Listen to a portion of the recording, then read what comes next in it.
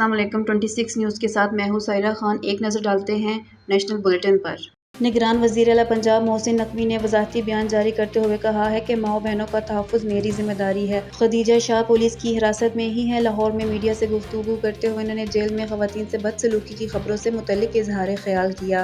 इन्होंने कहा कि 9 मई को 32 ख़वातीन गिरफ्तार हुई, जिनमें से 11 ख़वातीन अब तक जेल में हैं। मोहसिन नकवी का कहना था कि 9 मई को जिन्ना हाउस वाक़े में मौजूद जो मुलव्विस हुआ, चाहे वो जितना भी बाअसर हो, इसे नहीं छोड़ा जाएगा।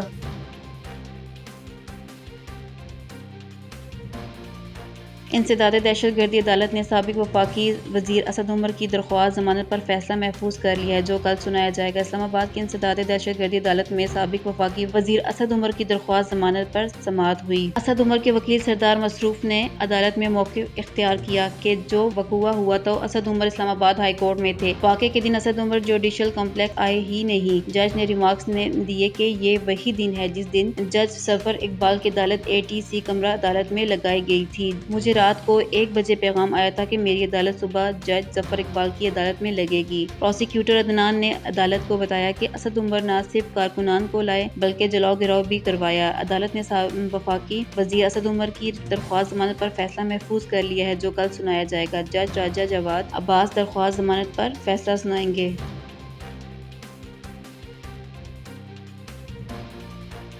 वज़ीर रेलवे ख्वाजा सईद रफ़ीक कहते हैं कि अब मुज़ाकरात का माहौल नहीं, हमने गालियाँ खा कर भी मुज़ाकरात का माहौल पैदा किया, लेकिन इन्होंने ख़त्म कर दिया। मीडिया से गुफ्तगू करते हुए उन्होंने कहा कि वफाकी हुकूमत आईनी मुद्दत से एक दिन आगे नहीं जाएगी। जो काम भारत और TTP ने नहीं कर सके वो PTI ने कर दिया। PTI के टिकट होल्डर जिन्ना हाउस के अंदर और क़यादत बाहर थी। ख्वाजा सईद रफ़ीक ने कहा कि फ़ौज तनसीबात के बाहर एहतजाज का ख्याल भी नहीं आया है। हम भी तो जेल गए, मुसल्लह अफ़वाज को एम्बेरस नहीं कर सकते। एक लीडर ने नौजवानों के जहन में जहर भर दिया।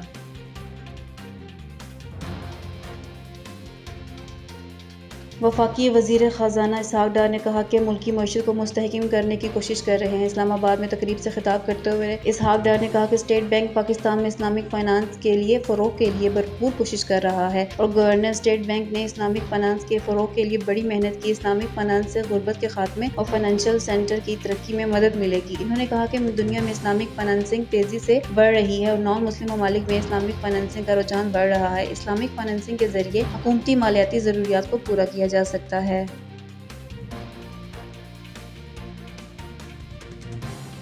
रजब तैयब उर्दुवान एक बार फिर तुर्की के सदर मुंतखब हो गए। तुर्की मीडिया के मुताबिक सदर रजब तैयब उर्दुवान ने 50% से ज़्यादा वोट लिए। मुकाबले कमाल कलील 47% वोट ले सके। सदारती इलेक्शन में कामयाबी के बाद विक्ट्री स्पीच में तैयब उर्दुवान ने कहा कि तुर्की के अवाम ने हमें दोबारा इक़्तिदार सौंप दिया है, हमें मज़ीद 5 साल हुकूमत करने की जिम्मेदारी दी गई है। इस्तांबुल में खिताब करते हुए उन्होंने कहा कि आज एक बार फिर अपनी तारीख लिख रहे हैं। हम बहैसियत कौम अपने इत्तेहाद को बरकरार रखेंगे, हम अपनी मेहनत जारी रखेंगे और वादे पूरे करेंगे। दरअसल हकीकत जीत तुर्की और इसके अवाम की हुई है। इलेक्शन में कामयाबी के असल हकदार 82 मिलियन तुर्क अवाम हैं।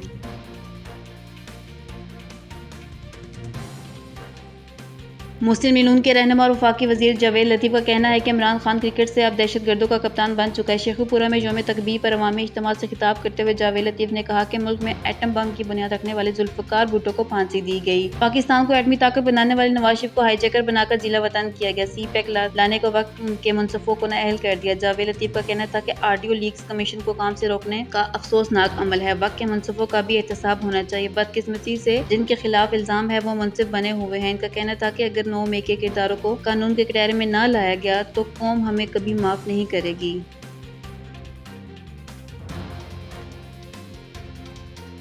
अब तक के लिए इतना ही। मज़ीद खबरों और अपडेट्स के लिए देखते रहें 26 न्यूज़ HD या विजिट कीजिए हमारी वेबसाइट 26newshd.tv।